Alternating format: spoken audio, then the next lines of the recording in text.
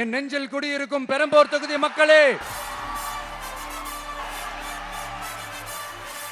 விஜய் அவர்கள் ஒரு வழியா வேட்புமனு தாக்கல் பண்ணி பிரச்சாரத்தை ஆரம்பிச்சாரு. ஆனா அவர் பிளான் பண்ண மாதிரி அந்த பிரச்சாரத்தை அவரால் ஃபுல்லா முடிக்க முடியல. எலெக்ஷன் ஆரம்பிச்சதுல இருந்து தேர்தல் ஆணையம் எந்த வித மாற்றத்தையும் செய்யல. அதே திமுக அரசுல இருந்து அதே காவல் அதிகாரிகள், அதே உயர் அதிகாரிகள் எல்லாமே அதே செட்டப் அப்படியே இருக்கு. ஆனா வெஸ்ட் பெங்கால்ல மறுநாள் அன்னைக்கு அறிவிச்ச அன்னைக்கே தலைமைச் செயலாளர் டிஜிபில இருந்து எல்லாரையும் மாத்திருக்காங்க. அப்ப இந்த மாதிரி ஒரு சிச்சுவேஷன்ல விஜய் மிகப்பெரிய ஒரு எதிர்ப்பாளராக திமுக பயப்படுகிறது.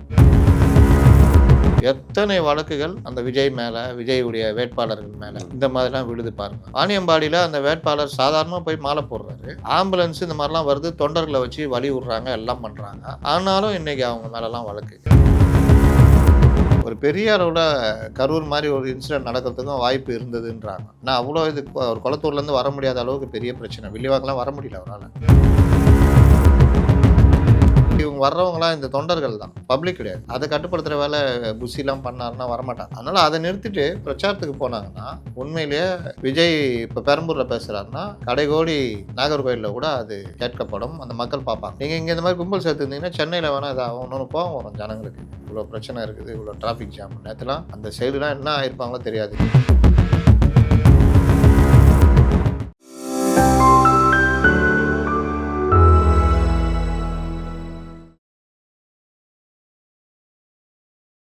ப்ரோவோக் வாய்ஸ் நேயர்களுக்கு வணக்கம். இன்றைய சிறப்பு நேர்காணலில் நம்முடன் இணைந்திருப்பவர் பத்திரிகையாளர் திரு முத்தலீஃப் அவர்கள். வணக்கம் சார். வணக்கம் சார்.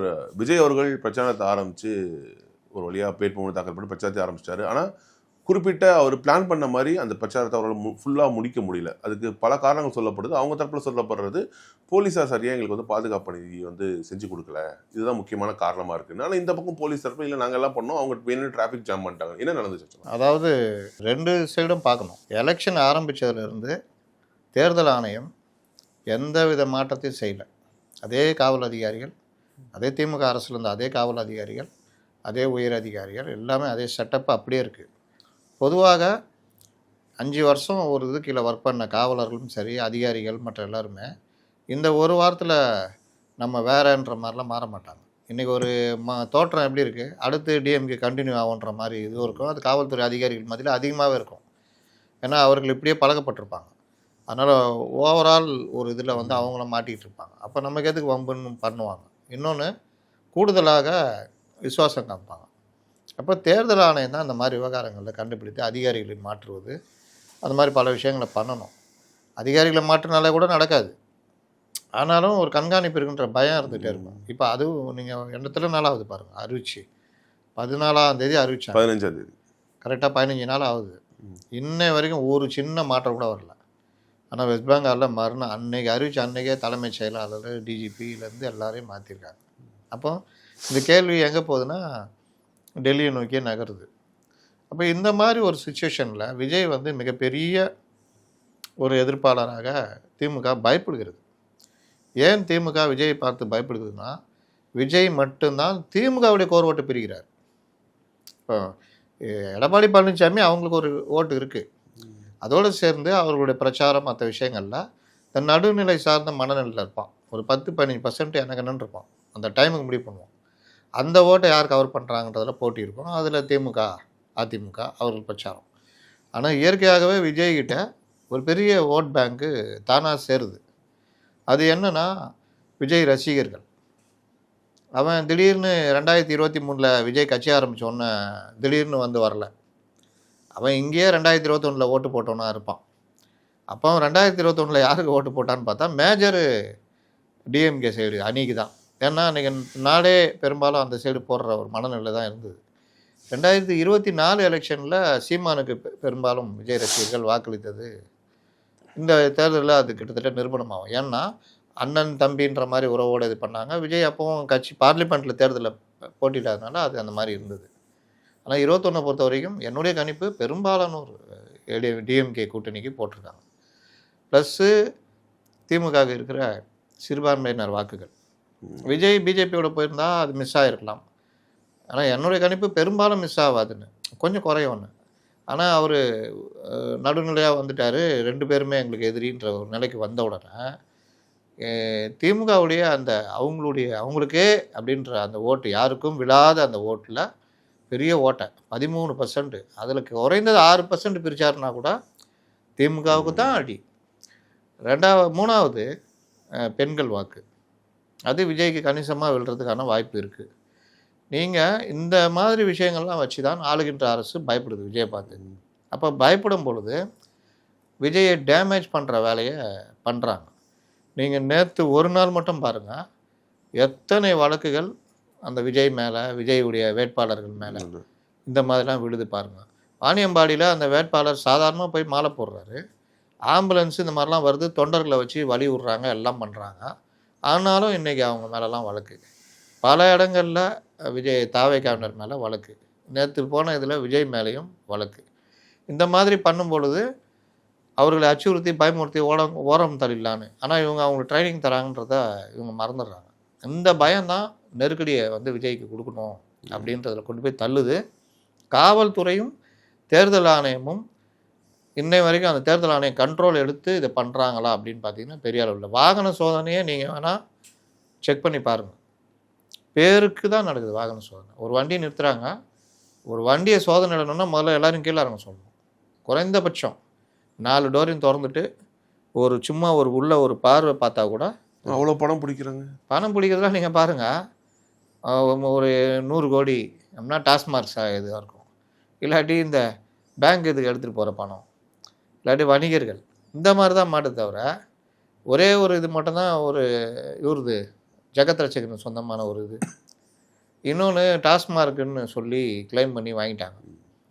அப்போ இந்த மாதிரி அதுவும் வந்து ரொம்ப பக்காவாக செக் பண்ணுறது அந்த ஏற்பாடெலாம் இல்லை. அதனால் பெரிய அளவில் இன்னும் பணம் எதுவும் சிக்கலை. ஆனால் தலைவர்களோட வண்டியே இன்னைக்கு ஸ்டாலின் அவர்களுடைய வண்டியை கூட மறித்து சோதனை பண்ணியிருக்காங்க. என்ன பண்ணாங்க? டெப்டி சிஎம்னுடைய என்ன பண்ணாங்க? பார்த்துருக்காங்க. அப்படி பார்ப்பாங்க லைட்டாக, அப்படி பின்னாடி லைட்டாக போதும் சார். இதுதான், வேறு எதுவும் இல்லையே. நீங்கள் தலைவர் சோதனை வேற என்ன பண்ண முடியும்? தலைவரில் விட்டுருங்க. சாதாரண வாகனமே நான் வந்து ஒரு காரை மடக்குனாங்க, நான் காரை விட்டு இறங்கலான்னு திறந்தோம் சார். சார் அப்படியே உட்காந்துருங்க சார், கதவை கூட திறக்க விடல. என்ன செக்கிங்? பேக்கில் டிக்கியை திறந்து ஓகே சார் போங்க, ஃபோன் நம்பர் சொல்லுங்கள் சார், எங்கே அவங்களுடைய நோக்கம் இத்தனை வண்டி செக் பண்ணுன்றதை ஃபோன் நம்பர் ரெடி பண்ணிக்கிறாங்க, அது இது பண்ணிக்கிறாங்க, அவ்வளோதான். இன்னொரு இடத்துல தூங்கி இருந்ததை பார்த்தோம், உட்காந்து 4 பேருமே தூங்குறாங்க. அப்புறம் இவர் கேமராமேன் எடுத்த உடனே அடிச்சு புரண்டு இது பண்ணுறாங்க. இதுதான் நடக்குது. இன்னும் அந்த சிவியராக இறங்குறதெல்லாம் நடக்கலை. உங்களுக்கு பணம் ட்ரான்ஸ்ஃபர் ஆகுறதெல்லாம் முன்னாடியே ஆகிடும். அரசியல்வாதி இன்னும் குழந்தைகள் இல்லை, பல தேர்தல் பார்த்தவங்க. அந்த கோட் ஆஃப் கான்டக்ட் வரதுக்கு முன்னாடி எல்லாம் நடந்துடும். ஆனாலும் இந்த நேரத்தில் ஒரு இடத்துலேருந்து ஒரு தொகுதிக்கோ மற்ற இதுக்கோ ஒரு டிரான்சாக்ஷனை கூட தடுக்கிற அளவுக்கு பெருசாக சிக்கலை. இதுதான் இன்றைக்கி பிரச்சனை. ஆனால் இன்னொரு பக்கம் இது எல்லா பக்கமும் நடக்குமா இனிமேல் விஜய்க்கு? கண்டிப்பாக நடக்கும். இப்போ அவருக்கு நேற்றே வந்து ஒரு பெரிய அளவில் கரூர் மாதிரி ஒரு இன்சிடென்ட் நடக்கிறதுக்கும் வாய்ப்பு இருந்ததுன்றாங்க. ஏன்னா அவ்வளோ இது ஒரு குளத்தூர்லேருந்து வர முடியாத அளவுக்கு பெரிய பிரச்சனை, வில்லிவாக்கெலாம் வர முடியல அவரால். அப்போ அந்த மாதிரி பிரச்சனை இருக்குது.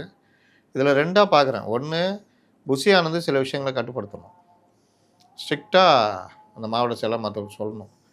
2, அந்த பயணத்தை திட்டமிடுறதுல பக்காவாக திட்டமிட்டு பண்ணணும். இவர் பிரச்சார வேனில் ஏறிட்டு செங்கோட்டையன் இருக்காரு, அவர் வந்து ரூட் ஸ்பெஷலிஸ்ட்டு, அவர் சொல்லியுமே வந்து இப்போ தப்பு நடக்குதா? நீங்கள் சில தொலைக்காட்சிகளில் எடிட்டராக இருப்பாங்க சில பேர், அந்த தொலைக்காட்சி வெற்றிகரமாக இருக்கும், அந்த எடிட்டரும் வெற்றிகரமாக இருப்பார். ஆனால் நீங்கள் பார்த்தீங்கன்னா அந்த எடிட்டர் பயங்கர திறமைசாலி மாதிரி நமக்கு தோன்றும். ஆனால் அவருக்கு பின்னாடி அவ்வளோ பேர் ஒர்க் பண்ணிகிட்ருப்பாங்க. அந்த உடைய ஒட்டுமொத்த உழைப்பை தான் அவர் பிரதிபலிச்சுட்டு இருப்பார். அவர் அங்கேருந்து வெளியில் எங்கன்னா போனார்னா அம்மன் ஜல்லிக்கு பிரயோஜனம் இல்லாமல் இருப்பார். சேம் இதே தான் செங்கோட்டையனுடைய அந்த ரூட்டோ மற்ற விஷயங்களோ ஜெயலலிதா தொடங்கி அவ்வளோ அந்த சிஸ்டம், கட்சியுடைய சிஸ்டம்லாம் ஒத்துழைச்சதுனால தான் இவருடைய இது நடந்தது. இங்கே முதல்ல செங்கோட்டையை சொல்கிறத கேட்கணும். இவர்கள் யார் சொல்கிறதும் கேட்க மாட்டாங்க. அது வசனமே வச்சாங்களே, அவர் முடிவு எடுத்துகிட்டு அவர் சொல்கிறது அவரே கேட்க மாட்டாருன்னு. அந்த மாதிரி ஜான் சொல்கிறது மட்டும் கேட்பார். 2வது புஷி. அதனால் செங்கோட்டையன் வந்து அந்த கட்சியே ஒத்துழைச்சாதான் செங்கோட்டையன்ற நபர் இயங்க முடியும். புஷி மேலே தப்பு இல்லையா? புஷி மேலே பெரிய தப்பு இருக்குது. ஜான் ரூட்டு மற்ற விஷயங்கள்லாம் வந்து இவரை பிரச்சாரம் பண்ணுறதுக்கான மெயின் கோலு பிரச்சாரம் பண்ணணும். இவர்கள் வந்து மெயின் கோலு இந்த மாதிரி இவங்களை வர வைக்கிறது, ரசிகர்களை வர வைக்கிறது, அந்த மாதிரி காமிக்கணும்னு நினைக்கிறாங்க. அது தப்பு. பிரச்சாரம் பண்ணிங்கனால மக்கள்கிட்ட, பெருவாரியான மக்கள்கிட்ட போய் சேரும். இன்றைக்கி அதுதான் தேவை. விஜய் மட்டும் போட்டியிடல. 234 தொகுதியில் அவர்கள் வேட்பாளர் போட்டிடுறாங்க. அப்போ விஜய் பேசுகிறது 234 தொகுதிக்கும் போய் சேரணும். இந்த கும்பல் வந்து ஒரு விஷயம் இல்லை, விஜய் பேசுகிறது தான் விஷயம். அப்போ விஜய் எவ்வளோ பேசுகிறாரோ சாதாரண மக்கள்கிட்ட அது போய் சேரும். அதுக்கு பிரச்சாரம் முக்கியம். இப்போ இங்கே ரத்துன்னு அது அறிக்கை விட்டாங்க. அப்போ நமக்கு என்ன தோணுதுன்னா, எதையாவது காரணமாக வச்சு ரத்து பண்ணிக்கலாம்னு ட்ரை பண்ணுறாங்களோ அப்படின்னு. சரி, இங்கே ரத்து, மற்ற இடங்களில் முடிவு பண்ணுங்கன்றேன். என்ன பண்ணோம்? ஒவ்வொரு மாவட்டத்துலேயும் ஒவ்வொரு தொகுதி, அந்த தொகுதிக்கு ஒரு பொதுக்கூட்ட மேடை, வேட்பாளர்கள். ஜெயலலிதா பாணி தான், ஹெலிகாப்டரு நேராக போய் அங்கே பக்கத்தில் ஜெயலலிதா வந்து நீங்கள் முதல் தேர்தலெல்லாம் அப்படி பண்ணல. அவங்க ரோடோட போனாங்க, வீதி பிரச்சாரங்களை மேற்கொண்டாங்க. 2011 கூட நம்ம பார்த்தோம், திறந்த வேனில் பல நேரங்களில் அவங்க வந்து போய் பேசுகிறத நம்மளால் பார்க்க முடியும். எல்லா தொகுதியும் போனாங்க. ஸோ விஜய் முதல் தேர்தல்ன்ற சமயத்தில் இப்படி அப்படி போகிறதானே வந்து எல்லாருக்கும் வந்து ஒரு பாசிட்டிவான அவருக்கு ஒரு பாசிட்டிவ் இருக்கும். நான் தான் சொல்கிறேன், இவர்கள் பிரதானமாக நினைப்பது பிரச்சாரம்ன்றதை தாண்டி இந்த மாதிரி ரோட் ஷோக்கு வர வைக்கணுன்றது தான். இல்லை ரசிகர்களே தன்னெரிச்சியாக வர்றாங்களா, அப்படி 2 இது இருக்குது. சென்னையில் இது வரைக்கும் விஜய் ஒரு தலைவராக சுற்றல, அது ஒரு காரணமாக இருக்கும். இப்போ விஜய் அடிக்கடி இந்த மாதிரி போயிருந்தாருன்னா அது கொஞ்சம் குறைஞ்சிரும். இவர்கள் அந்த மாதிரி விஷயங்களை விட்டுட்டு பிரச்சாரத்தில் கவனம் செலுத்தணும். அதுக்கு விஜய் கொண்டு வர ஏற்பாடு பண்ணணும். சரி, ஜெயலலிதாவுக்கோ மற்றவர்களுக்கோ அது கிடையாது, எம்ஜிஆருக்கு இருந்தது அந்த கூட்டம். இப்போ விஜய் வந்து இந்த மாதிரி விஷயங்களை நீங்கள் பார்த்தீங்கன்னா, அந்த பைக்கில் வராங்கல்ல, அவங்களெல்லாம் நின்று கண்டிச்சாலும் இடத்துல வரமாட்டாங்க. ரெண்டாவது, இவங்க வர்றவங்களாம் இந்த தொண்டர்கள் தான், பப்ளிக் கிடையாது. அதை கட்டுப்படுத்துகிற வேலை புஷிலாம் பண்ணாருன்னா வரமாட்டாங்க. ஏன் இதை நான் சொல்கிறேன்னா, நீங்கள் ஒரு தடவை பயங்கரமாக கூட்டம் வரும், ஒரு தடவை அவர் போகும்போது கூட்டமே வராது. நீங்கள் இப்போ அந்த காஞ்சிபுரம் பொதுக்குழுக்கு போனார்ல கரூர் சம்பவத்துக்கு அப்புறம், அப்போ ஒரு ஆள் வரல கூட. அப்போ ஏதோ ஒரு விஷயம் இருக்குன்னு தான் அர்த்தம். இவங்க தான் அந்த திட்டமிட்டு பண்ணுறாங்கன்னு. அதனால் அதை நிறுத்திட்டு பிரச்சாரத்துக்கு போனாங்கன்னா, உண்மையிலேயே விஜய் இப்போ பெரம்பூரில் பேசுகிறாருன்னா கடைகோடி நாகர்கோயிலில் கூட அது கேட்கப்படும், அந்த மக்கள் பார்ப்பாங்க.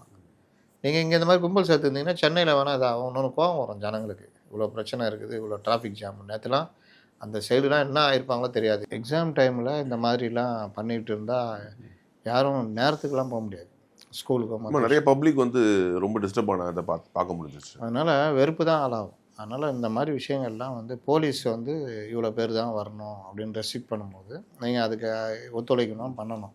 தானாக வந்துட்டாங்க அப்படின்றதெல்லாம் பல இடங்களில் ஏற்றுக்க முடியாது.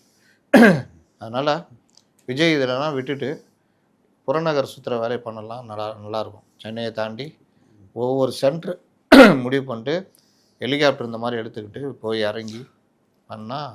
2 தொகுதியில் வேறு போட்டிடுறாரு, அங்கேயும் போய் ஒரு பிரச்சாரம் பண்ண வேண்டியிருக்கும். அவர் எதுக்கு இப்போ பிரச்சாரம்? அங்கே சொல்ல முடியாது ரிசல்ட் எப்படி வரும்னு. இங்கே ஜெயிச்சிருவார், பெரம்பூரில் ஜெயிச்சிருவார். அங்கே எப்படி ரிசல்ட் வரும்? இதில் இன்னொரு காமெடி என்ன நடக்குதுன்னா, தாவேகால 106 பேர் கொடுத்துருக்காங்க. காலையில் சேர்ந்த தூசி மோகன், திருப்பதி 40 பேருக்கு மேலே வெளியாக இருக்கிற மாதிரி கடைசி நேரத்தில் கடைசி நேரத்தில் 106 பேர் டோட்டலாக தாவேகாவுக்கு சம்மந்தம் இல்லாதவங்க.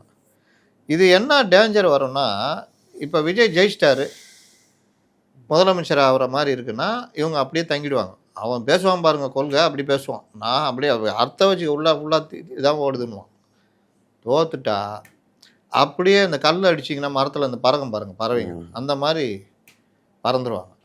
திட்டுவாங்க ரொம்ப பேர். ஒரு இதுவும் தெரியல, நான் வந்து அப்படி வந்தேன், கொள்கையோடு வந்தேன், இங்கே கொள்கை என்றே இல்லை அப்படி இப்படின்னா உருட்டுவாங்க. மிக்க நன்றி சார், உங்களுடைய நேரத்துக்கும் உங்களுடைய பல்வேறு தெளிவான பார்வைக்கும்.